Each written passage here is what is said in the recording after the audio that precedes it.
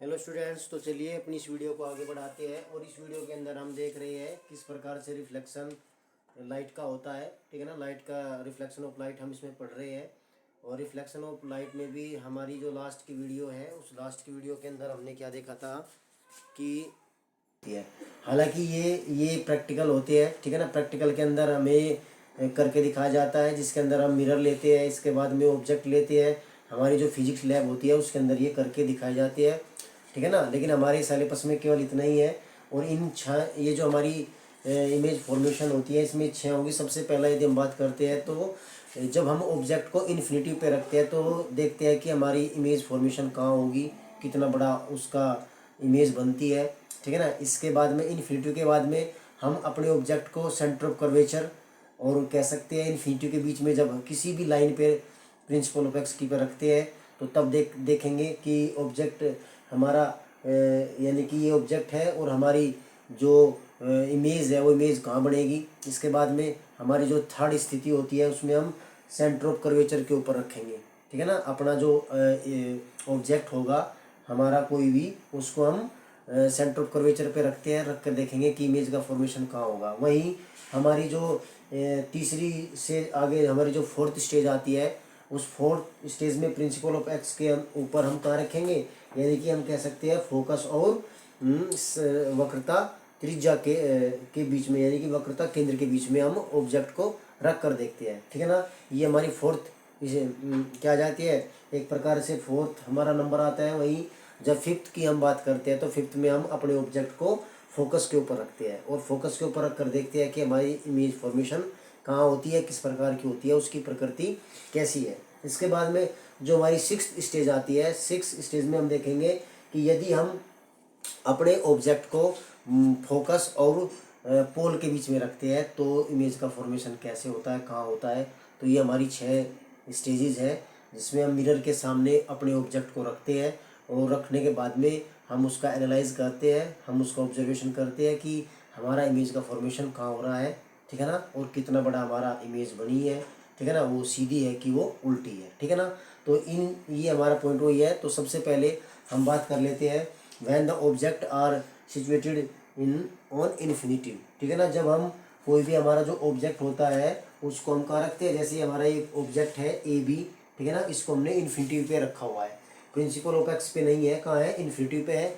तो जब इन्फिनिटी पे होता है तो सबसे पहली जो इसमें हम 2 रेज को देखेंगे। ठीक है ना, केवल दो रे को, जो इंसिडेंट रेज होगी जो ऑब्जेक्ट से आने वाली है, केवल 2 रेज को देखेंगे और वे आपस में जहाँ भी काटती है वास्तव में वहीं पे उनका क्या होता है, इमेज का फॉर्मेशन होता है। ठीक है ना, तो यदि मैं कॉनकेव मिरर की बात करूँ तो कॉनकेव मिरर में सबसे सिमिलरिटी एक बात है कि जितने भी हमारी जो 5 स्टेजेस होगी, 5 स्टेजेस में जितने भी इमेज फॉर्मेशन होगी वो रियल इमेज होगी और वे कैसी होगी, हम कह सकते हैं उल्टी होगी। ठीक है ना, इन्वर्ट होगी। वहीं एक स्टेज में एक लास्ट की जो कंडीशन होगी उसमें थोड़ा सा डिफरेंट आपका इमेज फॉर्मेशन होगा, उसमें भी बता दिया जाएगा। तो सबसे पहले हम देखेंगे तो जैसे ही ये ए से इंसिडेंट रेज आई और ये डी हम कह सकते हैं स्पेरिकल मिरर जो कोन के मिरर है उस पर टकराई, डी पॉइंट पर टकराती है। तो टकराने के बाद में जो हमारा फर्स्ट लॉ है में उस इमेज फॉर्मेशन का कि कोई भी रेज जब प्रिंसिपल ऑफ एक्स के पैरेलल आती है तो वो मिरर से टकराती है, टकराने के बाद में हमेशा फोकस से निकलती है। ठीक है ना, वहीं दूसरी बी पॉइंट से आती है, मिरर से टकराती है और हम कह सकते हैं यहाँ पे ई पॉइंट कह सकते हैं, तो ई पे टकराती है तो वो टकराने के बाद में फिर कहाँ से, फोकस से निकलती है। तो हम कह सकते हैं कि जो इन्फिनिटी पे रखने के बाद में, अनंत पे रखने के बाद में जब हम किसी भी ऑब्जेक्ट को अनंत पे रखते हैं, ठीक है ना, तो उससे जो इमेज फॉर्मेशन होगी उसकी जो स्थिति होगी वो मुख्य फोकस पर होगी, फोकस के ऊपर बनेगी, बहुत छोटा प्रतिबिंब बनेगा। हम कह सकते हैं अति सूक्ष्म हमारी इमेज का फॉर्मेशन होगा वास्तव में, और वो कैसा होगा, वो रियल होगा। ठीक है ना, तो हम कह सकते हैं इस पहली स्थिति को देखकर हम कह सकते हैं अनंत पर ऑब्जेक्ट रखने के बाद में जो इमेज होगी वो कैसी होगी, रियल होगी। इसके बाद में हम कह सकते हैं सीधी होगी, इरेक्ट होगी और ऑब्जेक्ट से बहुत छोटी होगी। ठीक है ना, और उसका जो फॉर्मेशन होगा वो कहाँ होगा, प्रिंसिपल ऑफ एक्स के मुख्य फोकस के ऊपर होगा। ठीक है ना, वहीं जब हम दूसरी स्थिति देखते हैं यानी कि हम इन्फिनिटी और सेंटर ऑफ कर्वेचर के बीच में अपने ऑब्जेक्ट को रखते हैं, कह सकते हैं अनंत और वक्रता केंद्र के बीच में यदि वस्तु को रखते हैं, ए बी को रखते हैं, तो सबसे पहला लो ए से जो हमारा कह सकते हैं इंसिडेंट रेज गुजरती है, एम पर टकराती है, टकराने के बाद में एम पॉइंट पर, और ये हमेशा कहाँ से, फोकस से निकल जाती है। वहीं दूसरी रेज जो ए से आने वाली है वो सेंटर ऑफ कर्वेचर से गुजरती है, और गुजरने के बाद में वापस उसी डायरेक्शन में वापस लौट जाती है, ठीक है ना। तो ये हमारा फर्स्ट लॉ और ये हमारा थर्ड लॉ इमेज फॉर्मेशन का। और ये जहाँ पर भी काटते हैं वहीं पे क्या होता है, आपका जो इमेज होती है उसका फॉर्मेशन होता है। तो ये ए बी डैश और ए डैश हमारी क्या क्या होती है, ये एक इमेज है, और वास्तव में दो रेज आपस में काट रही है तो ये रियल इमेज है, ठीक है ना। तो हम कह सकते हैं उल्टी है, ठीक है ना। आई थिंक इसमें भी आपकी क्या बनेगी, इन्वर्ट बनेगी, उल्टी बनेगी, ठीक है ना। तो इसमें भी यदि हम नेचर की बात कर लेते हैं, प्रकृति की बात कर लेते हैं, तो जितनी भी कहाँ बनी, फोकस पर बनी, उल्टी बनी, वस्तु से बहुत छोटी बनी, ठीक है ना, और रियल इमेज बनी। जब इसकी बात करते हैं तो ऑब्जेक्ट क्या है, ऑब्जेक्ट आपका थोड़ा लंबा है लेकिन इमेज कैसी है, छोटी है। हम कह सकते हैं जो इसमें इमेज का फॉर्मेशन होगा सेकंड स्टेज में, वो हमारा कह सकते हैं इमेज रियल होगी, वास्तविक होगी, वहीं वस्तु से छोटी होगी और उल्टी होगी, ठीक है ना। और कहाँ बढ़ेगी, हम कह सकते हैं फोकस और सेंटर ऑफ कर्वेचर के बीच में बनती है, वक्रता केंद्र के बीच में बनती है, ठीक है ना। तो जैसे जैसे हम आगे बढ़ेंगे, कहने का मीन्स है यहाँ पे, जैसे हम आगे बढ़ेंगे वैसे हमारी जो इमेज होती है वे इस साइड को बढ़ेगी, ठीक है ना। हम इस साइड में जाएंगे अपने ऑब्जेक्ट को रखते हुए, या यहाँ रखेंगे, वैसे ही हमारी इमेज इस साइड से इस साइड की ओर मूव करेगी, डिफरेंट डायरेक्शन में मूव करती रहेगी, ठीक है ना। तो इस बात को आप नोटिस करना, हम ऑब्जेक्ट को इधर से मूव करेंगे लेकिन हमारी जो इमेज है वो इस साइड से मूव करती हुई चलती है, ठीक है ना। चलिए तो देख लेंगे हमारे जो थर्ड पॉइंट है, थर्ड पॉइंट में देखेंगे हम, जब हम अपने ऑब्जेक्ट को कहाँ रखते हैं, हम कह सकते हैं वक्रता कहाँ पे, वक्रता त्रिज्या के ऊपर रखती है, या वक्रता केंद्र के ऊपर रखती है, सेंटर ऑफ कर्वेचर के ऊपर रखती है, ठीक है ना। तो सेंटर ऑफ कर्वेचर पर जब किसी भी ऑब्जेक्ट को रखते हैं तो उसमें से देख लेंगे, तो पहले जो हमारी रेज है, इंसिडेंट रेज, वो मिरर पर टकराती है, डी पॉइंट पर टकराती है, टकराकर हमेशा पैरेलल है तो फोकस से निकलती है। वहीं दूसरी जो इमेज आती है वो फोकस से गुजरती है और ई पॉइंट पर टकराती है, मिरर पर टकराने के बाद में वो क्या हो जाती है, प्रिंसिपल ऑफ एक्स के पैरेलल हो जाती है। फर्स्ट लॉ लगा, सेकंड लॉ अप्लाई हुआ, ठीक है ना। और इन दो रूल्स अप्लाई होने के बाद में जो ये वास्तव में जो आपस में क्रॉस करती है वो कहाँ करती है, ये ए डैश पर क्रॉस करती है, और हम कह सकते हैं principal of X B dash पर एक व्यू बनता है, एक इमेज बनती है, ठीक है ना। जो इमेज कैसी है, वास्तव में रियल है, इसके बाद में उल्टी है, इन्वर्ट है, देन वस्तु जो ऑब्जेक्ट है उसकी बराबर की है, साइज क्या है उसका बराबर का है, और कहाँ बनी हुई है, हम कह सकते हैं सेंटर ऑफ कर्वेचर के ऊपर बनी हुई है, ठीक है ना। तो ये हमारा थर्ड लॉ था, ठीक है ना। बोर्ड की परीक्षाओं में अक्सर ये आती है, ठीक है ना। हमारा जो ये थर्ड वन है अक्सर पूछी जाती है, कई बार पूछी गई है, ठीक है ना। चलिए तो अगला फोर्थ देख लेते हैं हमारा, यानी कि हमारी ए हो गई, हमारी बी, और ये हमारा सी। इसके बाद में डी को देख लेंगे, यानी कि जब ऑब्जेक्ट को हम अभी हमने इन्फिनिटिव पे रखा, इन्फिनिटिव के बाद में हमने इन्फिनिटिव और सेंटर ऑफ कर्वेचर के बीच में रखा, देन सेंटर ऑफ कर्वेचर के ऊपर रखा। अब हम थोड़ा और बढ़ जाते हैं, अब हम अपने ऑब्जेक्ट को, किसी भी वस्तु को कहाँ रखेंगे, फोकस और सेंटर ऑफ कर्वेचर के बीच में रखते हैं, वक्रता केंद्र के बीच में रखते हैं, ठीक है ना। तो सी पॉइंट और एफ के बीच में रखते हैं। ये हमारा क्या है, ऑब्जेक्ट है, ठीक है ना, वस्तु है। हम कह सकते हैं बी और ए हमारी क्या है, ये वस्तु है। जब भी चित्र आरेख पूछा जाएगा वे हम कह सकते हैं, बोर्ड की परीक्षाओं में ये क्वेश्चन आता है और उसमें कहता है कि यदि किसी वस्तु को हम अनंत पे रखते हैं तो उसकी स्थिति बताइए और चित्र आरेख से समझाइए। तो उसमें हमें डायग्राम बनाना होता है, और ये जो इमेज है ए, जो हेड होता है वो ए, और जो इसका टायर ये नीचे होता है उसका बॉटम होता है उसको बी लेते हैं, यानी कि लेबलिंग करनी पड़ती है, ठीक है ना। तो इनकी अच्छी से लेबलिंग करनी होती है, थोड़ा लेबलिंग करके जाना। जैसे ये हमारा ऑब्जेक्ट क्या है, ए बी, इसके बाद जो हमारी इमेज बनेगी वो बी डैश ए डैश, ठीक है ना। इसके बाद ये हमारा क्या है, ये दर्पण है, एम एन हमारा क्या है, दर्पण है, जिसको हम क्या कह रहे हो, स्पेरिकल मिरर है हमारा, कॉनकेव मिरर है। वहीं पहली जो कह सकते हैं जो रेज यहाँ से निकलती है वो डी पर टकराती है, डी पर टकराने कर ये पैरेलल है तो हमेशा फोकस से निकलती है। वहीं हम जो सेकंड की बात करते हैं, सेकंड जो आपकी जो इंसिडेंट रेज है वो ई पर टकराती है और टकराने के बाद में सेंटर ऑफ कर्वेचर पर ही वापस लौट जाती है, ठीक है ना। और ये आपस में कहाँ मिलती है, ए डैश पर मिलती है, ठीक है ना। तो इमेज का फॉर्मेशन कहाँ होगा, ए डैश होगा और principal of X B dash के ऊपर होगा, ठीक है ना। तो इस स्थिति में हम क्या देखते हैं, बेसिकली रियल इमेज है, उल्टी है, वस्तु से बड़ी है, ठीक है ना। और इसकी स्थिति कहाँ है, ये इन्फिनिटी और सेंटर ऑफ कर्वेचर के बीच में है, ठीक है ना। तो ये इसकी क्या हो गई, स्थिति हो गई। ये हमारी कौन सी स्टेज थी, ये हमारी फोर्थ स्टेज थी। इसके बाद में अगली देख लेंगे, ठीक है ना। ये ई और इसमें हम कहाँ देखेंगे, फोकस के ऊपर हम ऑब्जेक्ट को रखते हैं। हम फोकस के ऊपर ऑब्जेक्ट को रख के देखते हैं तो रखेंगे तो इसमें यानी कि बी से इंसिडेंट रेज पैरेलल गई, डी पर टकराई, टकराने के बाद में ये मुख्य फोकस से होकर यानी कि फोकस से होकर गुजर जाती है। वहीं दूसरे वाली रेज ए पॉइंट से गई, इंसिडेंट रेज ई पर टकराई, टकरा कर जैसे ही वो वापस लौटती है तो सेंटर ऑफ कर्वेचर से गुजरती है, ठीक है ना। तो ये दोनों लाइन एक दूसरे के क्या है, पैरेलल है, ठीक है ना। तो जब पैरेलल है तो कहीं ना कहीं इनकी जो हम कह सकते हैं कहीं ना कहीं आपस में मिलेंगे। जब ये पैरेलल है तो मिलेंगी तो है नहीं, ठीक है ना। लेकिन हम मानते हैं कि ये इन्फिनिटी पर कहाँ होती है, मिलती है। तो हम कह सकते हैं इसकी जो स्थिति होगी, जो इमेज फॉर्मेशन होगा वस्तु से बहुत बड़ा होगा, यानी कि वस्तु से बहुत बड़ी इमेज बनने वाली है। वहीं कैसी होगी, रियल होगी, वास्तव में कहीं ना कहीं नीचे काटेगी ये, ठीक है ना, रियल होगी। देन इसके बाद में हम कह सकते हैं कि उल्टी इमेज बनेगी, इरेक्ट नहीं बनेगी, इन्वर्ट बनेगी, यानी कि उल्टी बनेगी। तो ये हमारा था कौन सा पॉइंट, ये हमारा 5th पॉइंट था। वही 6 पॉइंट देख लेंगे, ये भी बड़ा खास है, ये भी इम्पोर्टेंट है, ठीक है ना।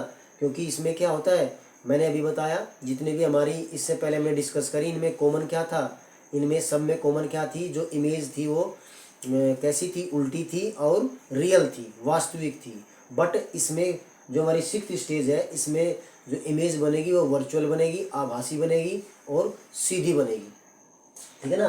और मिरर के पीछे बनेगी। यहाँ में सब के सब की क्या थी, मिरर के आगे बन रही थी। जितनी भी इमेज फॉर्मेशन हो रही थी कहाँ हो रही थी, सब के सब देख लो, जितने भी हम कह सकते हैं मिरर के सामने है, मिरर के सामने है, मिरर के सामने है, यहाँ भी मिरर के सामने है।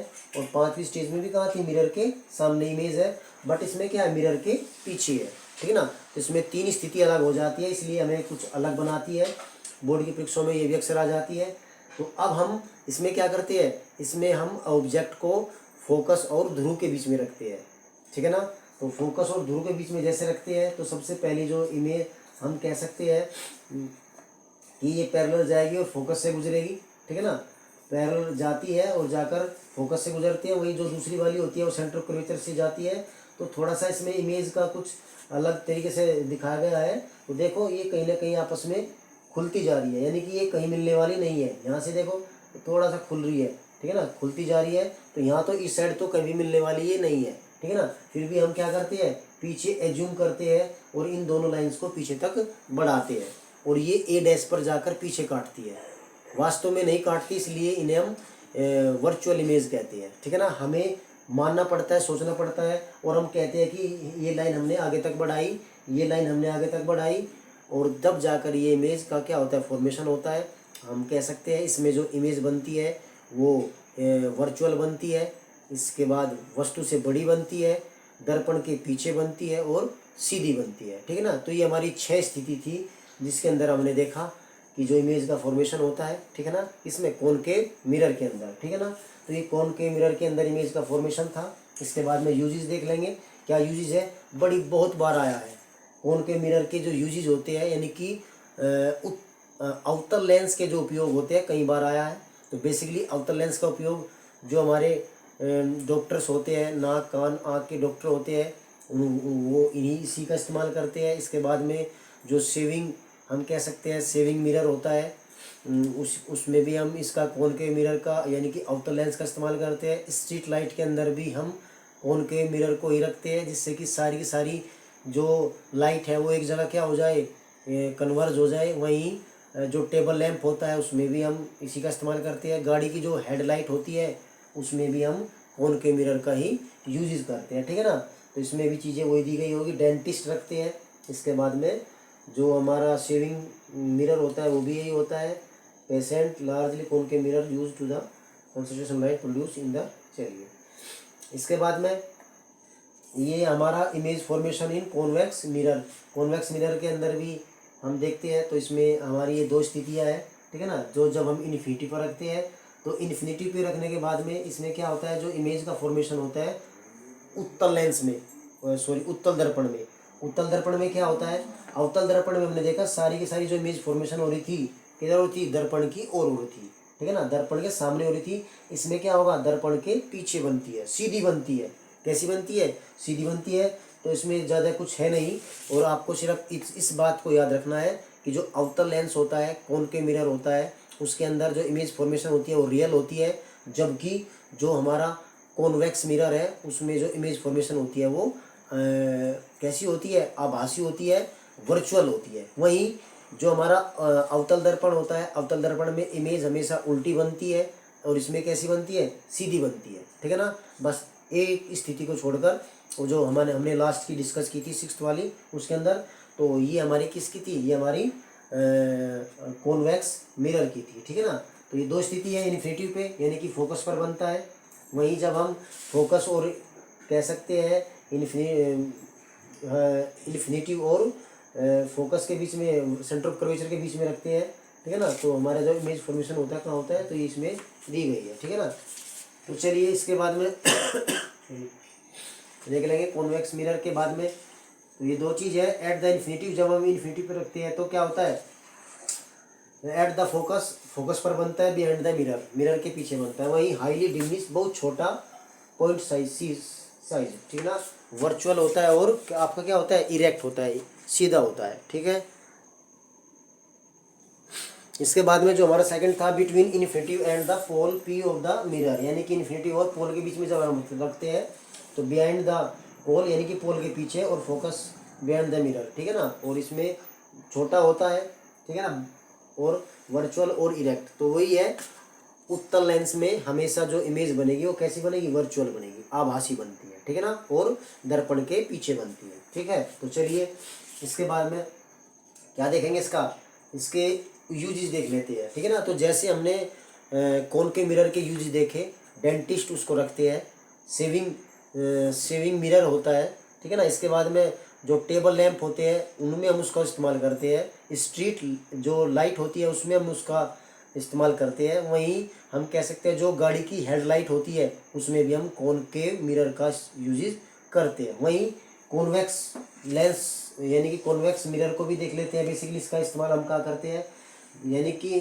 चलिए, convex mirror rarely commonly used in rear view mirror in the vehicles, यानी कि जो हमारे वाहन के बराबर में साइड में जो मिरर लगे रहते हैं, जैसे हमारी मोटरसाइकिल होगी, हमारी गाड़ी होगी, कार हो गई, उसमें जो ड्राइवर की सीट के पास में मिरर लगा रहता है साइड में, वो मिरर कैसा होता है, वो आपका कॉन्वेक्स मिरर होता है, ठीक है ना। Then these mirrors are fitted on the sides of the vehicles enabling the driver to see traffic behind the, चलो ये हो गया। इसके बाद में ये मैंने बता दिया, तो ये चीज़ें होगी, चलिए ठीक है। तो इसका यूजेज हम करते हैं, ठीक है। तो चलिए इसके बाद में sign convenience of reflections of spherical mirror, यानी कि अब हम देख लेंगे किस प्रकार से जो साइन होंगे, यानी कि कह सकते हैं इमेज पॉजिटिव कब होगी, इमेज नेगेटिव कब होगी, ऑब्जेक्ट पॉजिटिव कब होगा, और उनके बीच में जो डिस्टेंस होगी वो कब नेगेटिव होगी और कब पॉजिटिव होगी। तो उसमें देख लेंगे बेसिकली। चलिए तो डिस्कस करेंगे थोड़ा सा इसके बारे में भी, ठीक है। तो यहाँ से लेंगे, यानी कि अभी हमने देखा, अभी हमने इससे देख लेंगे, चलिए चलो यहाँ से देखेंगे, इस वाली मिरर में देख लेंगे, ठीक है ना। तो ये आप सभी को पता है ये क्या है, ये आपका प्रिंसिपल ऑफ एक्स है, मुख्य फोकस है, ठीक है ना। ये आपका पोल है, ध्रुव जिसे हम कहते हैं। इसके बाद में ये फोकस है, ठीक है ना, ये हमका वक्रता केंद्र है, ठीक है ना। तो इसमें हम कह सकते हैं कि पॉजिटिव साइन और नेगेटिव साइन कब होंगे, तो हम कह सकते हैं इसमें जब देखते हैं कि प्रिंसिपल ऑफ एक्स के ऊपर यदि कोई भी ऑब्जेक्ट है, चाहे वो ऑब्जेक्ट हो चाहे वो इमेज हो, तो प्रिंसिपल ऑफ एक्स के ऊपर जो भी लंबाई ली जाएगी, जो लेंथ ली जाती है वो पॉजिटिव होती है हमेशा, ठीक है ना। तो हम कह सकते हैं जैसे कि ये भी है, ये ए बी इधर बनी हुई है तो ये पॉजिटिव होगी। और यदि जो इमेज बनती है, चाहे इसके पीछे बनती है, जैसे कॉन्वेक्स मिरर में बनती है, जितनी भी इमेज होती है वो कहाँ बनती है, सीधी बनती है, तो वो पॉजिटिव होगी। कह सकते हैं कि प्रिंसिपल ऑफ एक्स के ऊपर जितनी भी लंबाइयाँ ली जाती है वे सब के सब कैसी होती है, पॉजिटिव होती है। वहीं इसका अपोजिट प्रिंसिपल ऑफ एक्स के नीचे जो भी इमेज बनती है वो इमेज हमेशा कैसी होगी, नेगेटिव होगी, चाहे वो दर्पण के आगे हो चाहे वो दर्पण के पीछे हो, ठीक है ना। इसके बाद में अगला पॉइंट क्या है, अगला पॉइंट क्या है कि जो इंसिडेंट रेज की डायरेक्शन में कोई भी लेंथ ली जाती है तो वो हमेशा पॉजिटिव होती है, ठीक है ना, पॉजिटिव होगी। जैसे कि हम कह सकते हैं, चलिए तो देख लेंगे, तो वो पॉजिटिव होगी हमेशा। इसके बाद में क्या देखेंगे, जैसे कोई भी ये है आपकी, ये जो है, ये जो दूरी है, यानी कि हम कह सकते हैं यहाँ से यहाँ तक की डिस्टेंस, ये ऐसे पॉजिटिव, ठीक है ना, तो ये इंसिडेंट रेज कहती है। इसके बाद में पोल से दूरी हमेशा हमेशा जो डिस्टेंस मेजर होगी वो कहाँ से होगी, पोल से होगी, यानी कि पोल को हम 0 काउंट करेंगे, ठीक है। और यहीं से हम डिस्टेंस को मेजर करेंगे कि लेफ्ट जाएंगे कि राइट जाएंगे, ठीक है ना। तो यदि हमें कोई भी डिस्टेंस यहाँ से यहाँ तक की मापनी है, जैसे इस इमेज की डिस्टेंस हमें कवर करनी है, उसकी लेंथ हमें काउंट करनी है, तो वो यहाँ से काउंट होगी। और ये इंसिडेंट रेज के अपोजिट में होगी, तो अपोजिट में हो तो वो दूरी हम नेगेटिव लेते हैं, ठीक है ना। वहीं यदि हम इंसिडेंट की दिशा में कोई डिस्टेंस मेजर करते हैं, जैसे इसमें हम करेंगे कि इस व्यू में आप देख सकते हो, आप यहाँ से पोल से डिस्टेंस मापोगे और इस इमेज की डिस्टेंस को आपको मेजर करना है कि कहाँ से यहाँ से यहाँ तक का कितना है। तो ये किसकी दिशा में होगी काउंट, ये इंसिडेंट रेज की साइड में काउंट होगी। जैसे कि इंसिडेंट रेज आती है तो इंसिडेंट रेज की डायरेक्शन में जो भी दूरी डिस्टेंस मेजर की जाती है वो पॉजिटिव होती है, और इंसिडेंट रेज के अपोजिट जो साइन लिए जाते हैं वो नेगेटिव लिए जाते हैं। और हमेशा जो डिस्टेंस मेजर होती है वो कहाँ से होती है, पोल से होती है, ध्रुव से होती है, ठीक है ना। तो ये हमारे साइन थे, किस प्रकार से कहाँ साइन कैसे कैसे होंगे, ठीक है ना। तो इसमें भी देख लेंगे, चलिए ये इसमें लिखा हुआ है, ठीक है ना। ये आपका कॉमनली एक डायग्राम है, ठीक है ना। इस डायग्राम में आप देख रहे होंगे एक एक्स है जिसको हम क्या कह रहे हैं, एक्स डैक्स, और एक्स कह रहे हैं ये प्रिंसिपल ऑफ एक्स है। वहीं बीच में आपको पी दिख रहा होगा वो पोल है, ठीक है ना। तो सारी डिस्टेंस कहाँ से मेजर होगी, पोल से होगी। वहीं आपको प्रिंसिपल ऑफ एक्स के ऊपर कुछ हाइट्स अपवर्ड दिखी गई है जो कि पॉजिटिव है, ठीक है ना। वहीं नीचे की ओर जो एक बी डैश ए डैश एक जो दूसरी दी गई है वो कैसी है, वो नेगेटिव है, ठीक है ना। और incident direction of incident light की डायरेक्शन में जो डिस्टेंस ली जाती है वो कैसी होगी, पॉजिटिव होगी, जैसे ये। और अपोजिट दिशा में क्या होगा, वो नेगेटिव होगी। तो ये आपके साइन होते हैं, ठीक है ना। इसके बाद में sorry, mirror formula and magnification, ठीक है ना। तो इसके लिए हमें 2 फॉर्मूले, यानी कि 2 फॉर्मूले हमारे हैं। तो सबसे पहला फॉर्मूला तो हमारा वही है आपका 1/v + 1/u = 1/f, ठीक है ना। इस फॉर्मूले से हम डिस्टेंस मेज़र करते हैं कि यानी कि हम कह सकते हैं कि कोई भी 3 जैसे इसमें है कि v, u और f, ठीक है ना। u क्या होती है, बेसिकली हम कहते हैं कि जहाँ डिस्टेंस पोल से ऑब्जेक्ट की जो डिस्टेंस होती है बीच की, उसे हम u कहते हैं, ठीक है ना। वहीं v, यदि हम v की बात करते हैं तो v क्या होता है, हमारा डिस्टेंस होता है बिटवीन मिरर टू इमेज और मिरर के बीच की जो डिस्टेंस होती है वो काउंट क्या होती है, वो v में काउंट होती है, वो उसको हम डिनोटेड करते हैं v से करते हैं। वहीं जब f की बात करते हैं तो वो फोकल लेंथ की बात होती है, फोकस दूरी की बात होती है, ठीक है ना। तो फोकस दूरी चाहे वो कॉन्वेक्स मिरर की हो चाहे वो कॉनकेव मिरर की हो, तो दोनों मिरर के लिए एक ही फॉर्मूला लगता है, 1/v + 1/u = 1/f। वहीं जो हमारा दूसरा फॉर्मूला है जिसके हम मैग्निफिकेशन की बात करते हैं, वो हमारा क्या होता है, ये हमारा क्या है, m magnification is equal to height of the image, जिसको हम एच डैश से डिनोटेड करते हैं, upon height of the object, जिसको हम एच से डिनोटेड करते हैं। मतलब हम कह सकते हैं कि यदि हमें मैग्नीफिकेशन की बात करें, आवर्धन क्षमता की बात करते हैं, आवर्धन की बात करते हैं, तो आवर्धन एच डैश अपॉन एच को हम कहते हैं। एच डैश क्या होता है? एच डैश होता है कि जो हमारा ऑब्जेक्ट, जो हमारी इमेज है, हमारे ऑब्जेक्ट की जो इमेज बनी है उसकी लेंथ बटे कह सकते हैं वस्तु की दूरी, सॉरी वस्तु की लंबाई, ठीक है ना। तो एक प्रकार से कह सकते हैं ऑब्जेक्ट और इमेज का जो रेशो होता है, जो अनुपात होता है, उसे हम क्या कहते हैं? आवर्धन कहते हैं, ठीक है ना। तो ये आपको इस प्रकार से हम कह सकते हैं। बेसिकली इसको इस फॉर्मूले से भी हम डिनोटेड करते हैं। तो magnification m is equal to H dash upon H is equal to minus V upon U, ठीक है ना। तो ये हमारे इसमें तीन फॉर्मूले हैं। सबसे पहला one upon V plus one upon U is equal to one upon F. दूसरा m इज इक्वल टू होता है H dash upon H. H dash क्या होता है? इमेज। एच क्या होता है? हाइट किसकी? ऑब्जेक्ट की, जो भी ऑब्जेक्ट हम लेते हैं, ठीक है ना। यानी कि जैसे कि मैं किसी मिरर के सामने खड़ा हूँ, ठीक है ना, और उसके सामने खड़ा होने पर, मैं किसी भी मिरर के सामने खड़ा होने पर समझो मेरी हाइट कितनी है? मेरी हाइट आप मान कर चलो 1 मीटर है, ठीक है ना। तो हाइट 1 मीटर है और मेरी जो उसमें इमेज बन रही है वो आप मान कर चलो 2 मीटर बन रही है, ठीक है ना। तो हम कह सकते हैं 2/1। ये क्या हो जाएगी? ये आवर्धन हो जाएगा, ठीक है ना। तो किसी भी ऑब्जेक्ट की इमेज और की लेंथ अपॉन ऑब्जेक्ट की लेंथ को हम कहते हैं आवर्धन, ठीक है ना। और आवर्धन बराबर होता है H dash upon H is equal to minus V upon U, ठीक है ना। तो ये भी एक फॉर्मूला है। तो ये हमारे फॉर्मूले इसके न्यूमेरिकल्स में काम करेंगे, ठीक है। तो आगे बढ़ जाते हैं। तो इसके बाद में एक फॉर्मूला हमारा और है, ठीक है ना, वो भी देख लेंगे। यानी कि हम कह सकते हैं आर इज इक्वल टू, ठीक है ना, F is equal to R upon two, ठीक है ना। आर क्या होती है?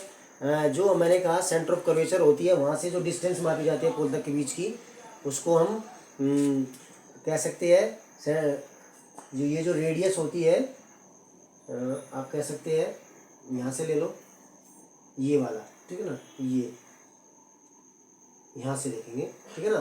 तो यहाँ से यहाँ तक की जो डिस्टेंस होती है इसे हम कैपिटल आर से डिनोटेड करते हैं। यानी कि सेंटर ऑफ कर्वेचर से लगाकर पी तक के जो बीच की जो डिस्टेंस होती है उसे हम आर कहते हैं, कैपिटल आर कहते हैं। और capital R is equal to 2f के, यानी कि एक यहाँ से यहाँ तक की जो हाफ और यहाँ से यहाँ तक का भी हाफ हम कह सकते हैं। तो f इज इक्वल टू क्या हो जाएगा? जब r is equal to 2f है तो f इज इक्वल टू क्या हो जाएगा? r upon 2। तो ये हमारे मात्र कुछ 2-3 से फॉर्मूले हैं, इनको आपको याद रखना है। इन्हीं में से कोई ना कोई एक न्यूमेरिकल आपका सीधा बन जाएगा। कोई भी एक सीधा आप उसमें रखोगे, यानी कि फॉर्मूले में रखोगे, आपको आंसर मिल जाएगा, ठीक है ना। तो जैसे एक ही एग्जांपल दिया गया है कि एक कॉन्वेक्स मिरर कैसा है? आपका कॉन्वेक्स है, उत्तल दर्पण है, used for rear image auto और ये मोबाइल्स। इसमें कर्वेचर कितनी है आपकी? 3 मीटर की है। वहीं लोकेटेड 5 मीटर में है। तो पोजीशन बतानी है और साइज बताना है, ठीक है ना। तो रेडियस हमें पता ये इतनी है। इसके बाद में ऑब्जेक्ट डिस्टेंस, यानी कि जो डिस्टेंस होती है, जो यू होती है वो नेगेटिव होगी, ठीक है ना। वहीं इमेज डिस्टेंस निकालनी है, वी निकालनी है, और जो हाइट है इमेज की, जो इमेज होती है उसकी हाइट निकालनी है। तो हमने इसमें फोकल लेंथ रखी एफ इक्वल टू, हमें पता है आर अपॉन 2 होती है, इसमें हमने रखा। तो हमारी क्या आ गई? हमारी प्लस 1.5 आपकी क्या आ गई? मीटर आपकी कोई भी, ये आपका एफ आ जाता है, फोकस लेंथ आ जाती है। इसके बाद में इसको हमने किस में पुट कर दिया? इसके जो हमारा फॉर्मूला है 1/v plus 1/u is equal to 1/f। तो रखने के बाद में इससे हमने ज्ञात कर लिया, ठीक है ना।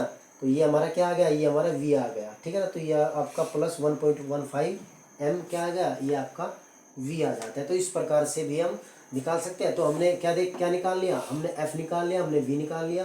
तो इसके बाद में हम ये जो मैग्नीफिकेशन यानी कि m is equal to H dash upon H, इससे हम हाइट कैलकुलेट कर सकते हैं, ठीक है ना। तो ये कुछ आपके सीधे कुछ न्यूमेरिकल्स है जिसको आप डायरेक्टली पुट कर सकते हो वैल्यूज पुट करके आंसर आप निकाल सकते हो, ठीक है ना। ये इतना कोई वो नहीं है, बड़े आसान से आपके न्यूमेरिकल है। तो इसके बाद में हमारा जो नेक्स्ट टॉपिक आता है रिफ्रैक्शन ऑफ लाइट, ठीक है ना। रिफ्रैक्शन ऑफ लाइट ये भी आपका एक इंटरेस्टिंग सा टॉपिक है, ठीक है ना। तो इसकी जो हम बात करने वाले हैं वो अपनी अगली वीडियो में करेंगे, ठीक है ना। तो आज हमने क्या देखा एक बार उसको रिकैप कर लेते हैं, ठीक है ना। तो आज की वीडियो में हमने देखा किस प्रकार से हमारी जो कॉन्वेक्स मिरर की जो 6 स्टेजेस है जिसमें इमेज का फॉर्मेशन होता है, ठीक है ना। तो सबसे पहली हमने कौन सी स्टेज देखी, जब हम किसी भी ऑब्जेक्ट को इन्फिनिटी और सेंटर ऑफ कर्वेचर के बीच में रखते हैं तो उसमें हम उस कंडीशन में हमारी जो इमेज फॉर्मेशन होती है वो कैसी होती है, जो इमेज होती है वो रियल होती है, इसके बाद में बहुत छोटी होती है, ठीक है ना, उल्टी होती है, और वो कहाँ बनती है, फोकस पर बनती है। इसके बाद आगे बढ़ते हैं, एक स्टेप आगे जाते हैं, जब हम अपनी इमेज को कहाँ रखते हैं, सेंटर ऑफ कर्वेचर और इन्फिनिटी के बीच प्रिंसिपल ऑफ एक्स के ऊपर रखते हैं, मुख्य एक्स के ऊपर रखते हैं। तो इसके बाद में हमारी जो इमेज बनती है वो कहाँ बनती है, वो फोकस और सेंटर ऑफ कर्वेचर के बीच में बनती है, और वो क्या होती है, ऑब्जेक्ट से छोटी होती है, रियल होती है, ठीक है ना, उल्टी होती है, ठीक है। वहीं आगे बढ़ जाते हैं, यदि हम अपने ऑब्जेक्ट को, अपनी वस्तु को सेंटर ऑफ कर्वेचर के वक्रता त्रिज्या के ऊपर रखते हैं तो इसमें हमारी जो इमेज फॉर्मेशन होती है वो रियल होती है, वस्तु के बराबर हमारा प्रतिबिंब मिलता है, वास्तविक बनता है, ठीक है ना, और वो उल्टा होता है। जब हम एक स्टेप और आगे बढ़ते हैं, यानी कि हम अपने जो वस्तु को वक्रता त्रिज्या और फोकस के बीच में रखते हैं, तब हमारे इमेज का फॉर्मेशन कैसा होता है, वो अपोजिट डायरेक्शन में आगे बढ़ जाता है, ठीक है ना। और इस प्रकार से हमने देखा किस प्रकार से 6 इमेज हमने देखी एक एक करके, ठीक है ना। तो इसी के साथ अपनी इस वीडियो को यहीं पर समाप्त करेंगे और अगले में आपके लिए रिफ्रैक्शन यानी कि प्रकाश का अपवर्तन लेकर आते हैं, ठीक है ना। और प्रकाश का अपवर्तन में हम देखेंगे लाइट का किस प्रकार से बिहेव करती है एक मीडियम से दूसरे मीडियम में। अभी हमने देखा जो हमारा मीडियम था वो कैसा था, एक तरफ से पॉलिश्ड था, ठीक है ना, और उसमें जो लाइट थी वो पास नहीं हो रही थी। अभी रिफ्रैक्शन में हम देखेंगे कि किसी ट्रांसपेरेंट मीडियम में से जब रेज पास होती है तो वो क्या करती है, किस प्रकार से अपने आप को चेंज करती है, उसमें एक प्रकार का डाइवर्जन आ जाता है, ठीक है ना, विचलन आता है। तो वो क्यों आता है, ठीक है ना, किस प्रकार से लाइट बिहेव करती है जब वो एक मीडियम से दूसरे मीडियम में जाती है।